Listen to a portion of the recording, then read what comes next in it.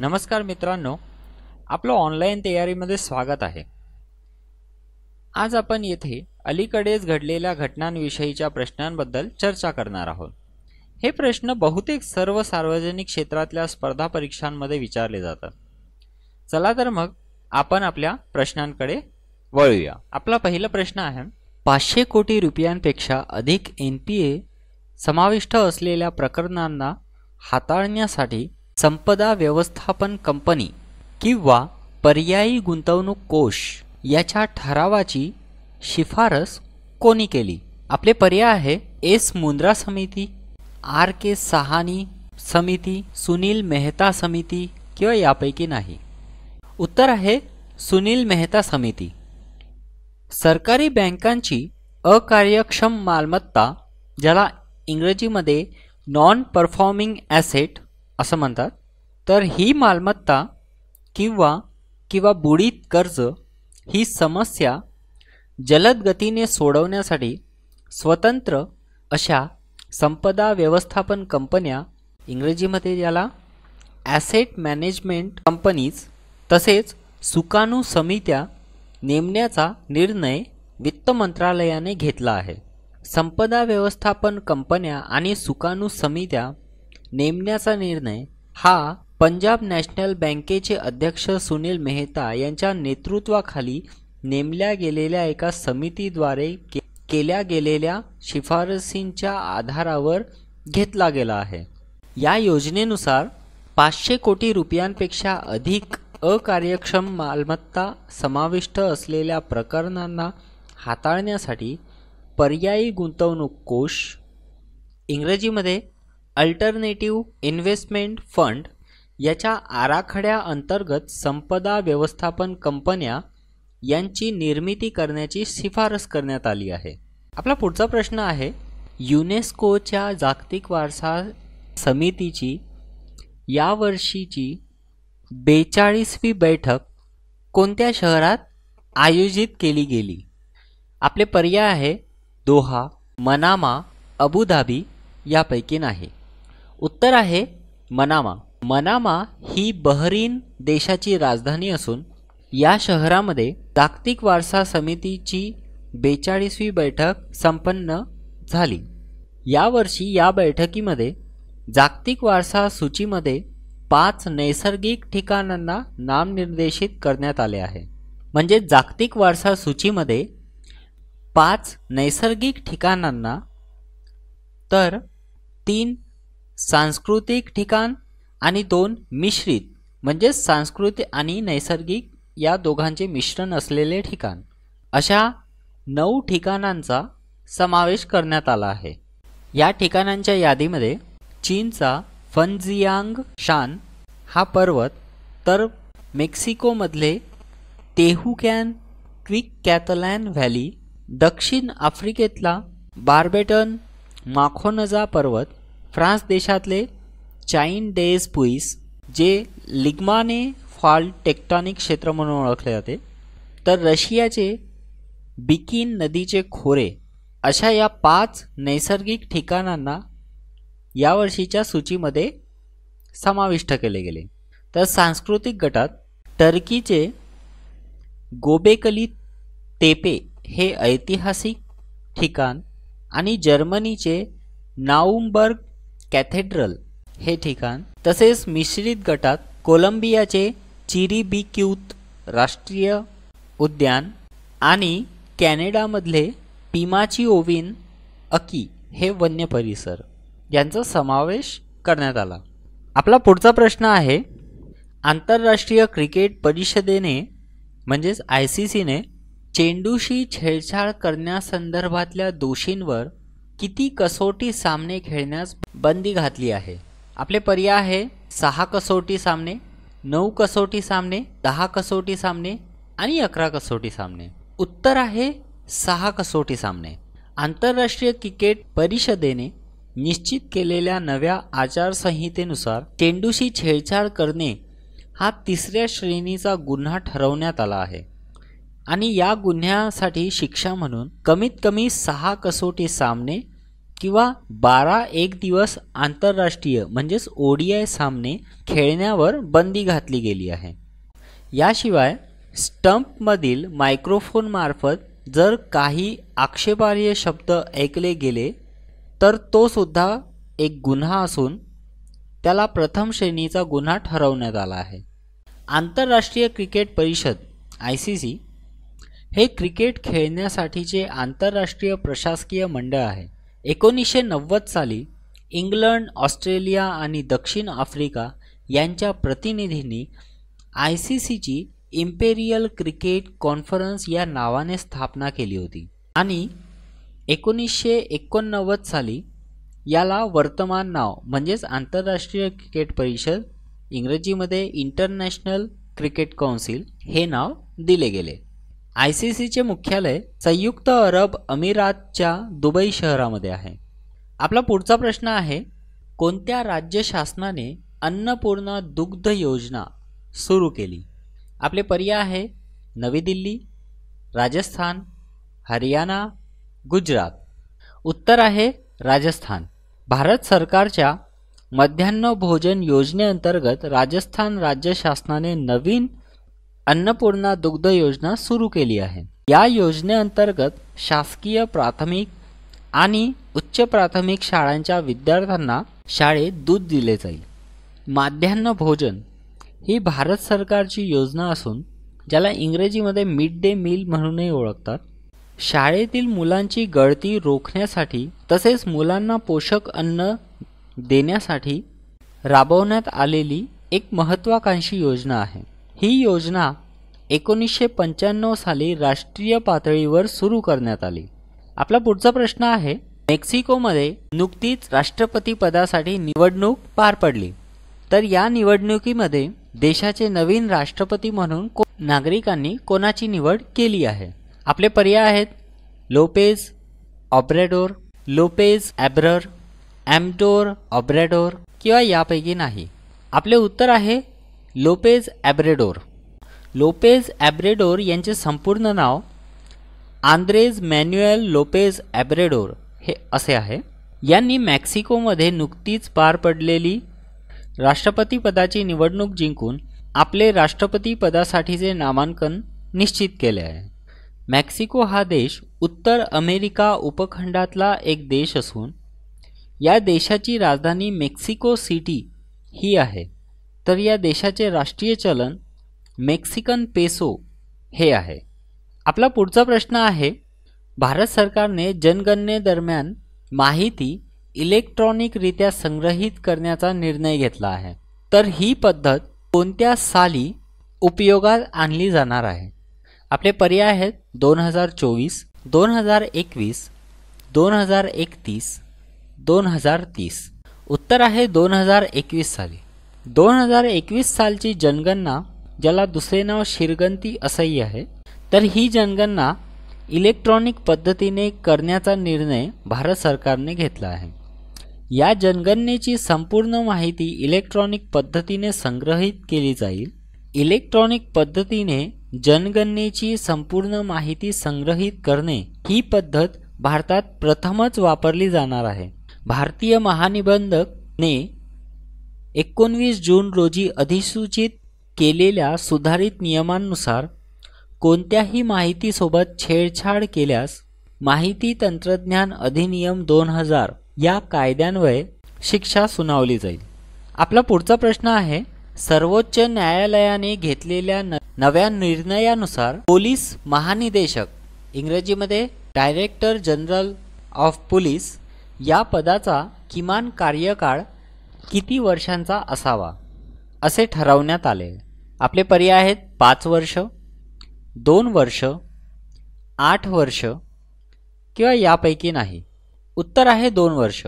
भारताचे मुख्य न्यायाधीश, भारताचे सरन्यायाधीश दीपक मिश्रा तसेच न्यायाधीश AM खानविलकर, न्यायाधीश चंद्रचूड या 3 न्यायाधीशांच्या सर्वोच्च न्यायालयाच्या खंडपीठाने अलीकडेच हा निर्णय घेतला की पोलीस यंत्रणेत सुधारणांना चालना देण्यासाठी पोलीस महानिदेशक पदाची नेमणूक करण्यासाठी राज्य शासनाने केंद्रीय लोकसेवा आयोग म्हणजेच UPSC यांच्यासोबत सल्लामसलत करावे आणि पदाचा किमान कार्यकाळ 2 वर्षांचा निश्चित असावा. खंडपीठाच्या आदेशानुसार राज्य शासनाने DGP पदाधिकाऱ्यांच्या सेवेचा काळ संपण्याच्या 3 महिने अगोदरच UPSCला सूचित करावे. त्यानंतर UPSC एका निवड समितीची स्थापना करणार आणि त्या निवड समितीच्या प्रक्रियेतून DGP पदासाठी नेमणूक केली जाईल. यामुळे राज्य सरकारकडून केल्या जाणाऱ्या कोणत्याही प्रकारच्या अनुचित नेमणूक प्रक्रियेला आळा घालण्यास मदत होईल. केंद्रीय लोकसेवा आयोग, ज्याला इंग्रजीमध्ये युनियन पब्लिक सर्व्हिस कमिशन असे म्हटले जाते, याबाबत बोलायचं म्हणजे भारत सरकारचे UPSCची स्थापना 1 ऑक्टोबर 1926 रोजी करण्यात आली. आयोगामध्ये एक चेअरमन आणि 10 सदस्य असतात. त्यांची नियुक्ती भारताच्या राष्ट्रपतींकडून केली जाते. आपला पुढचा प्रश्न आहे, नुकतीच राष्ट्रकुल बुद्धिबळ अजिंक्यपद स्पर्धा संपन्न झाली, तर ही स्पर्धा कोणत्या शहरामध्ये खेळली गेली?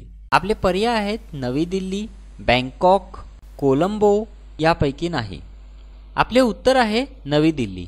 नवी दिल्लीमध्ये 25 जून ते 4 जुलै या काळामध्ये राष्ट्रकुल बुद्धिबळ स्पर्धा खेळली गेली. या स्पर्धेमध्ये भारतीय खेळाडूंनी भारताला विविध वयोगटात 14 पैकी 11 सुवर्ण पदक मिळवून दिली आणि स्पर्धेच्या पदक तालिकेत वर्चस्व राखले. या स्पर्धेचे विजेता म्हणजे महिला गटात तानिया सचदेवा हिने सुवर्ण पदक पटकावले आणि पुरुष गटामध्ये मास्टर P कार्तिकेयन याने सुवर्ण पदक पटकावले. राष्ट्रकुल ही एक आंतरराष्ट्रीय संघटना आहे ज्यामध्ये 54 राष्ट्रांचा समावेश आहे. राष्ट्रकुल परिषदेची स्थापना 28 एप्रिल 1949 रोजी करण्यात आली. याचे मुख्यालय लंडन शहरामध्ये आहे. राष्ट्रकुल बुद्धिबळ अजिंक्यपद ही राष्ट्रकुल देशांच्या बुद्धिबळ खेळाडूंमध्ये आयोजित केली जाणारी स्पर्धा आहे. 1950 साली ही पहिल्यांदा आयोजित केली गेली, जी ऑक्सफोर्ड शहरामध्ये पार पडली. आपला पुढचा प्रश्न आहे, 2 नोव्हेंबर 2005 रोजी पुनर्नामित करण्यात आलेल्या आशिया प्रशांत व्यापार करार, इंग्रजीमध्ये एशिया पॅसिफिक ट्रेड ॲग्रीमेंट, हा कोणत्या नावाने ओळखला जातो? आपले पर्याय आहेत बँकॉक करार, दिल्ली करार, मुंबई करार, कोलंबो करार. आपले उत्तर आहे बँकॉक करार.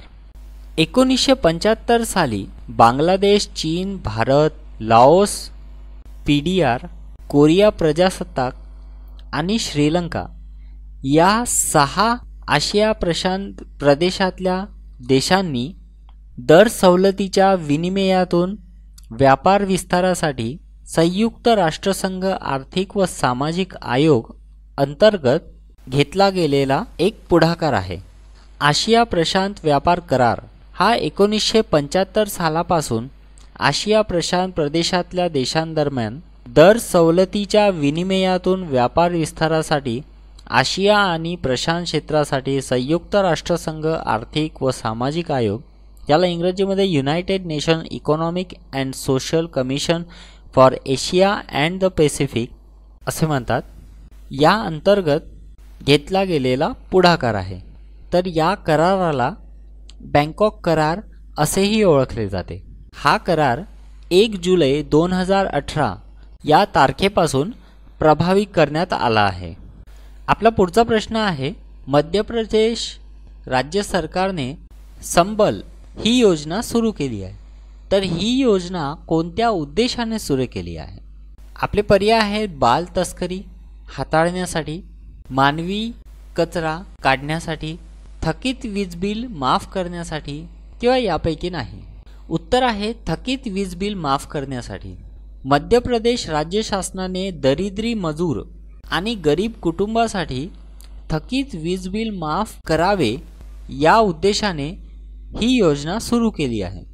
संबल या वीज योजनेअंतर्गत दारिद्र्य रेषेखालील कुटुंबांना दरमहा 200 रुपये खर्चाची वीज मोफत पुरवली जाईल. आतापर्यंत या योजनेअंतर्गत 1,83,00,000 मजुरांनी आपली नोंद केली आहे. आपला पुढचा प्रश्न आहे, निवडणूक आयोगाने आचारसंहिता भंग करणाऱ्या घटनांबाबत तक्रार नोंदवण्यासाठी नुकतेच एक मोबाईल ॲप सुरू केले आहे. तर या मोबाईल ॲपचे नाव काय? आपले पर्याय आहेत सदृश्य, सी विजिल, कॉमन्स वोटर आणि कोहोट. आपले उत्तर आहे सी विजिल.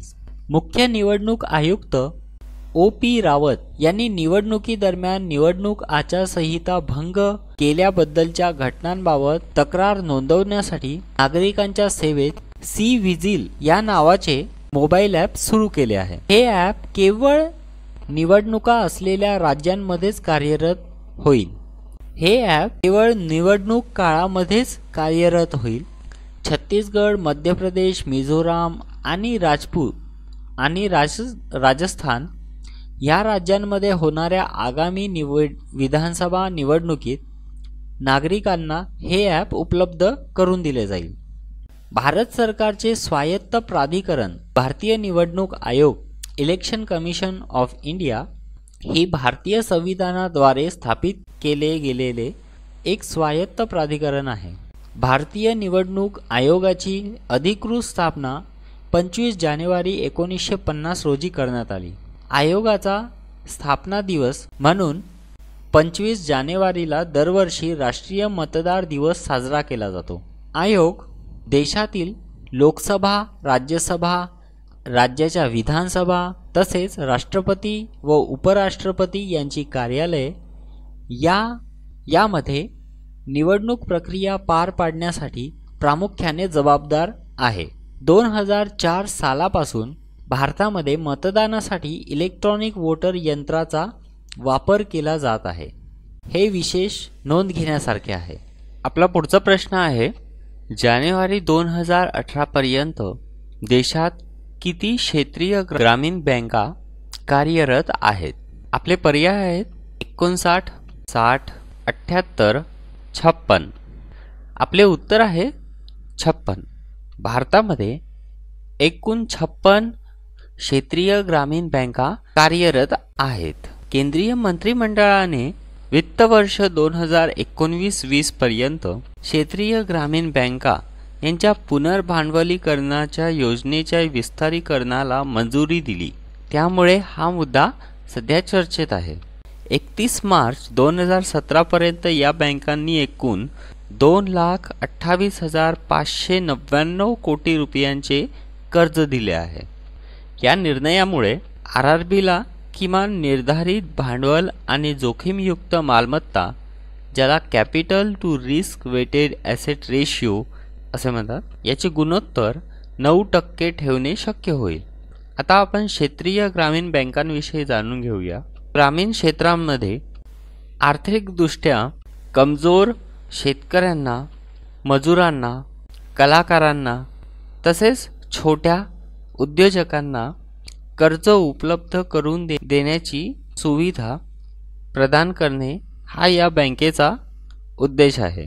ग्रामीण अर्थव्यवस्थेला चालना देण्यासाठी भारत सरकारने 1976 साली क्षेत्रीय ग्रामीण बँक अधिनियम हा कायदा तयार केला. या कायद्यान्वये 1975 साली क्षेत्रीय ग्रामीण बँकांची स्थापना केली गेली. आपला पुढचा प्रश्न आहे, प्रक्षेपण रद्द करण्याच्या आपत्कालीन प्रसंगी अंतराळवीरांच्या सुरक्षेसाठी नुकतीच एक क्रू एस्केप सिस्टम तयार करण्यात आली आहे.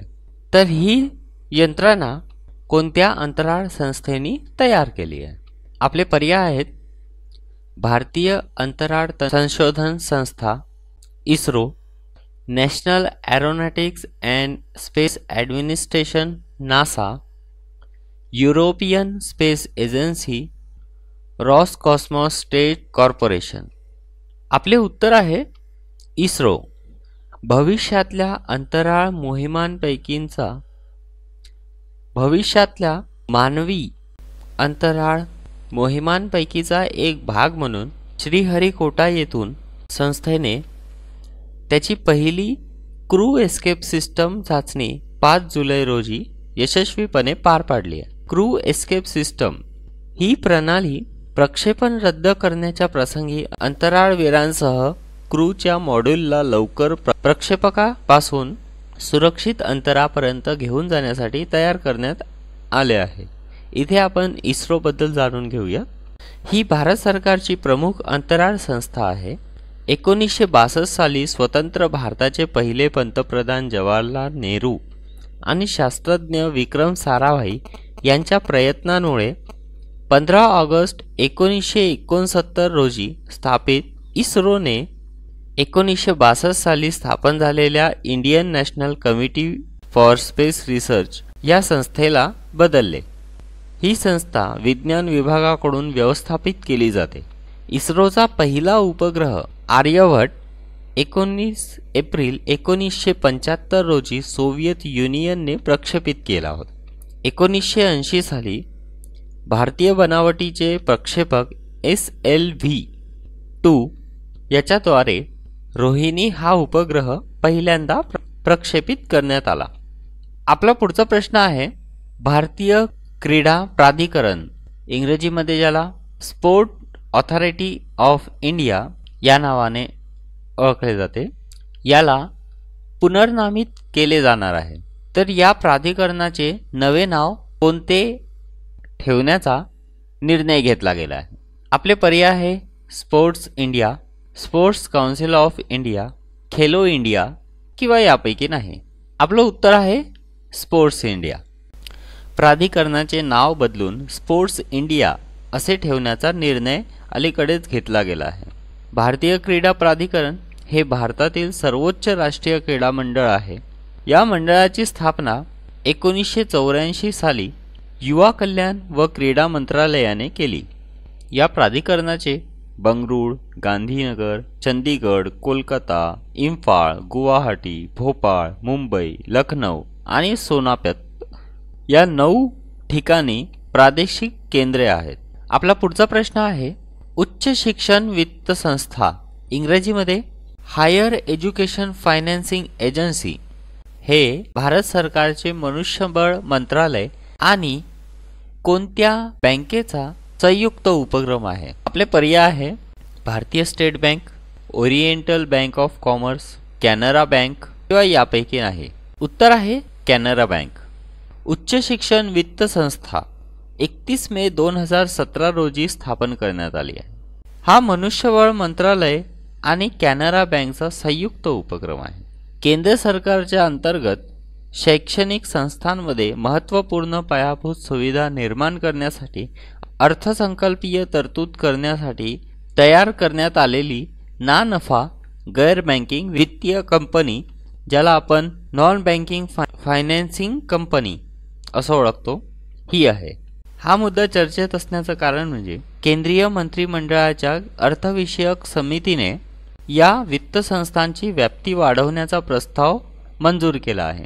वित्त संस्थेचे भांडवल वाढवून 10,000 कोटी रुपये करण्यात आले असून 2022 सालापर्यंत उच्च शिक्षणातली पायाभूत सुविधा विकास आणि प्रणाली, ज्याला इंग्रजीमध्ये revitalising infrastructure and system in education, ही प्रणाली मजबूत करण्यासाठी 1,00,000 कोटी रुपयांचा निधी तयार करायला सांगितले गेले आहे. आज आपण येथेच थांबूया.